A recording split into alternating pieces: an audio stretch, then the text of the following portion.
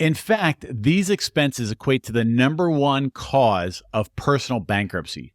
Research after research, report after report continually show that this is the primary cause of all personal bankruptcies, almost 2 out of 3. And that's what I want to help protect you against in this episode. Hi, I'm Mike Potter, and I'd like to welcome you to the True Wealth Financial Show, a show dedicated to providing you the information and inspiration to navigate financial decisions, intentionally build wealth, and retire with confidence.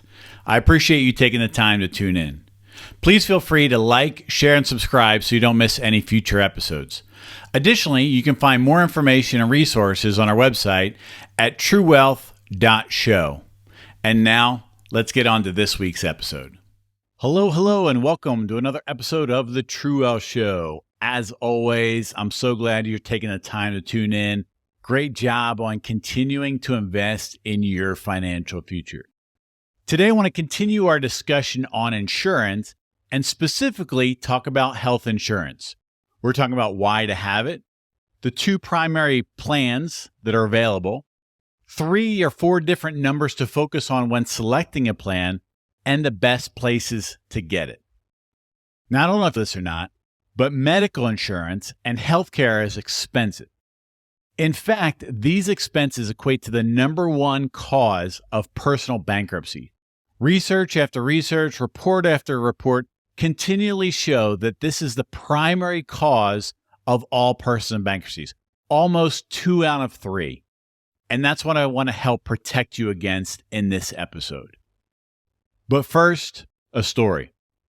So this is some people that I know personally. They might listen to this, so I won't use their real names. We'll call them John and Carol. John and Carol got married in their mid-20s or so. And after a couple of years of being married, they were elated that they were found out that they were having a baby. And all throughout the pregnancy, everything kind of looked pretty normal. Towards the end, there was a couple of instances where things didn't look exactly right. They got some clues that maybe things weren't happening right from a developmental perspective, but they didn't exactly know what was going on. Well, Carol went into labor at their local hospital, and everything seemed pretty good. But right after the child was born, they immediately recognized that there were some major problems, developmental problems with their child. And so they basically were transported to a major city where they could get some more care. And to make a long story short, that little baby spent 2 to 3 months in the NICU, had somewhere between 5 to 10 to 15 different surgeries to repair all kinds of things. And that child has, and really still does to this day, a lot of developmental issues that it wasn't anybody's fault. It just kind of how God made that girl and has blessed them with a special opportunity. The reality is that God only gives special people children with disabilities because it takes a special parent to raise a special child like that. And so they were there kind of staying at the Ronald McDonald House, great opportunity for them to stay there and while their child was getting all this care they needed. But there's a cost associated with those things. And I don't know the exact number, but I imagine if they would have added up all the bills of all the costs of all the surgeries, of all the doctors and the staff and the nurses and the medicines and all that stuff, it probably would have been over $1 million. But because Carol was employed through a good employer that had good medical insurance, they walked out with simply a $250 copay. And all the rest was paid for by insurance. If they didn't have insurance, if they weren't properly insured, they would have filed bankruptcy.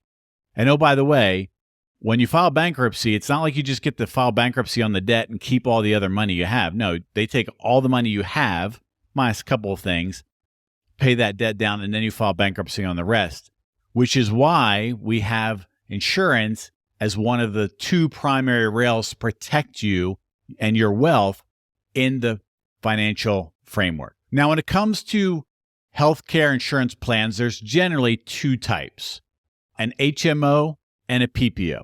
So an HMO is a health maintenance organization. It's a type of healthcare plan where members are provided insurance through a network of doctors and hospitals and other providers that all really work together.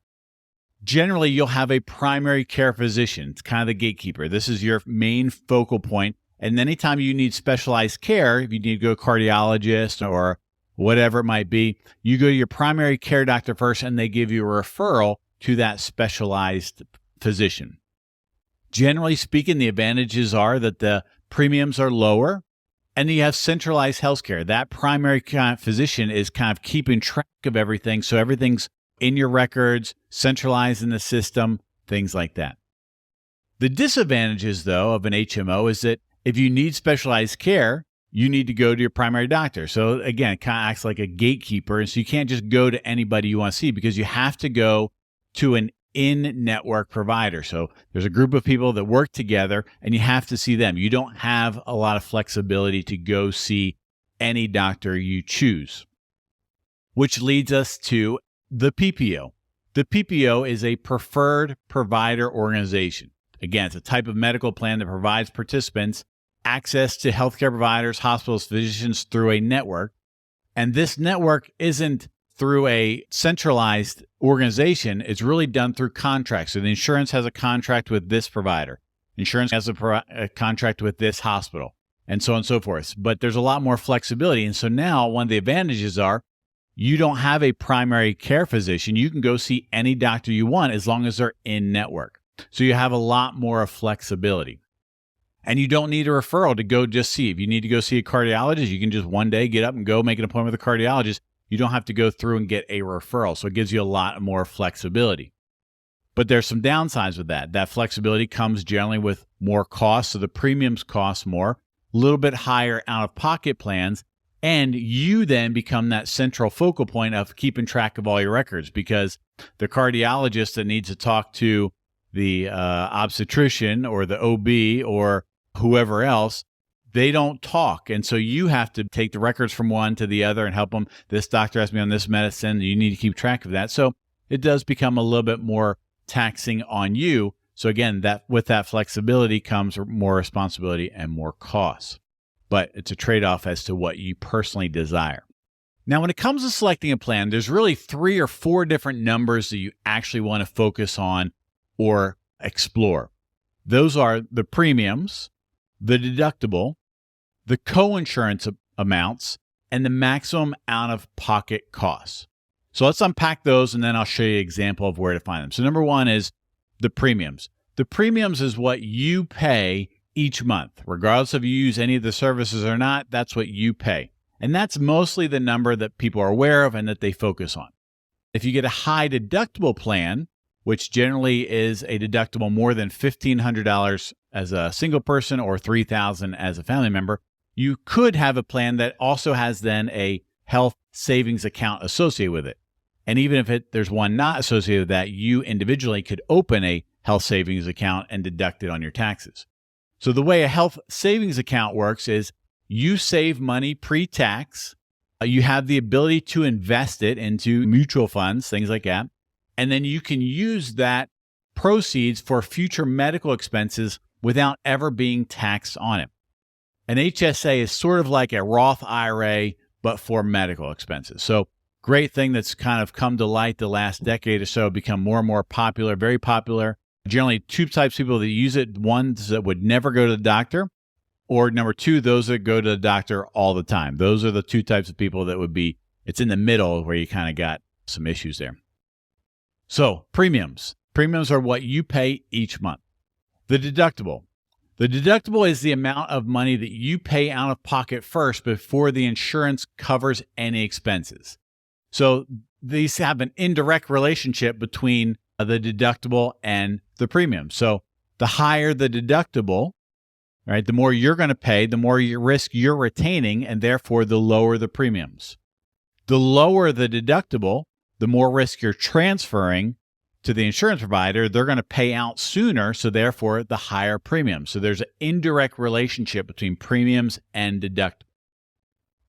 So again, the deductible is where you have a good solid emergency fund, or at least $1,000 emergency fund. From a baby step perspective, you then can take some more risks on that deductible. So some of these things with finances start to get intertwined here.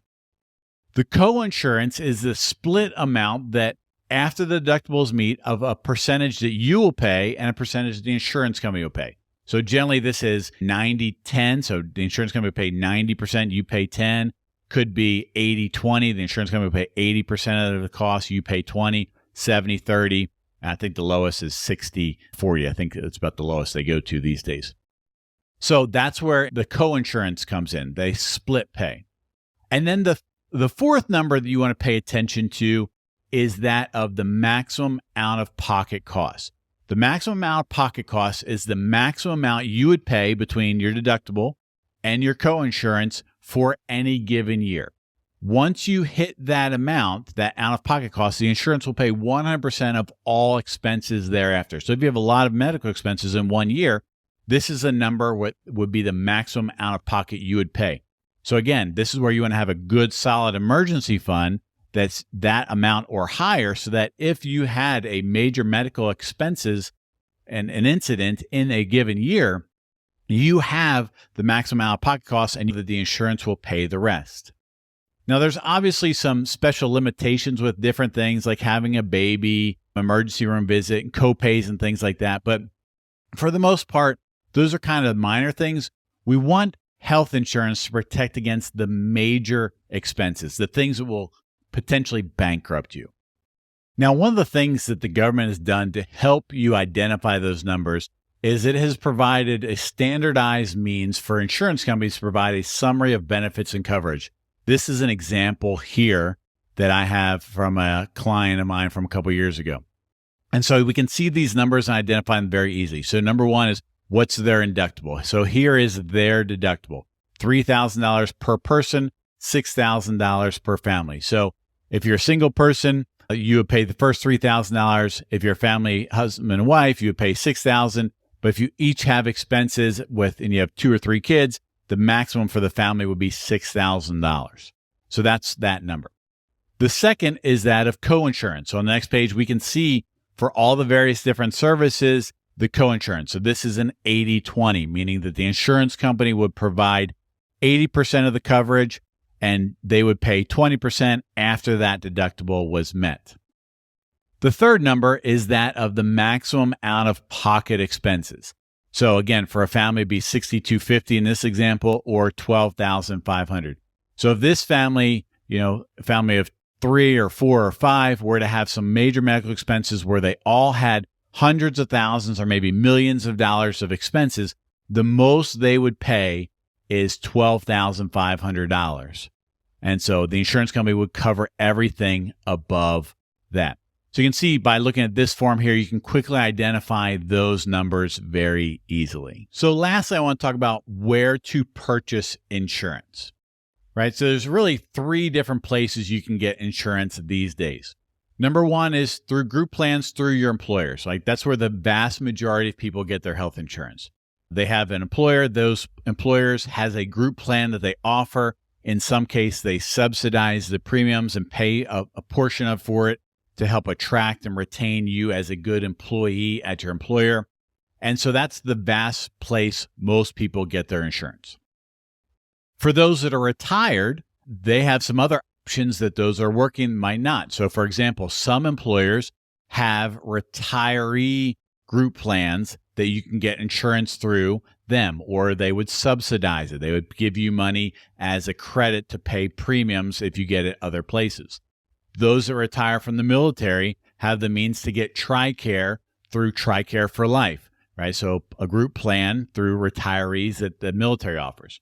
And if you're retired and 65 years and older, you can get it through Medicare. In the future, we'll do a whole episode on Medicare because it's a unique system all to its own. The last place that if you can't get it through your group employer and you are not retired and you don't have means to get it through previous employers in the military Medicare is that of the exchanges. So one of the Affordable Care Act provisions that came out from 2009-10 was that of healthcare.gov. So healthcare.gov is a centralized place where you can get an individual policy in your state. And so it really afforded the opportunity for people who didn't have options through employers or through retirement benefits, things like that, to get insurance. And so here's your micro action for the week. Try to find your healthcare sheet, that summarized sheet, and see and identify the numbers that you have. What is your deductible? What is your co-insurance? And what is your maximum out of pocket? My guess is you're probably already familiar with the premiums that you pay.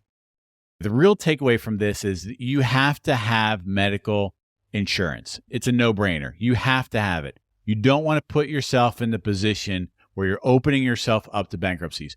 2 out of 3 of those bankruptcies that are filed each year are because of medical insurance. And in some cases, a lot of cases, maybe they could have been prevented. So in this episode, we talked about why to have medical insurance. We talked about the 2 primary types of plans. We talked about the 4 numbers to focus on when you're selecting a plan and the best place to get a plan. So I hope this helps you in your financial journey. If you have any questions or comments, you can leave them below or send an email to mike@truewealth.show, and I'll try to do my best to respond. And until next time, I hope you have a great day. Thank you again for taking the time to watch this week's episode of The True Wealth Show. I encourage you to like, share, and subscribe so you don't miss any future episodes. Please feel free to visit www.truewealth.show for more information and resources. One final note as we wrap up today's show. While I hope the information you've been provided has been insightful and valuable for you, it's really for information and educational purposes only. Prior to making any decisions or taking any actions, I'd strongly encourage you to reach out and talk to your legal, tax, estate, or financial advisor who's familiar with the unique circumstances of your situation. Thanks again for taking the time to watch it. Hope you have a great day.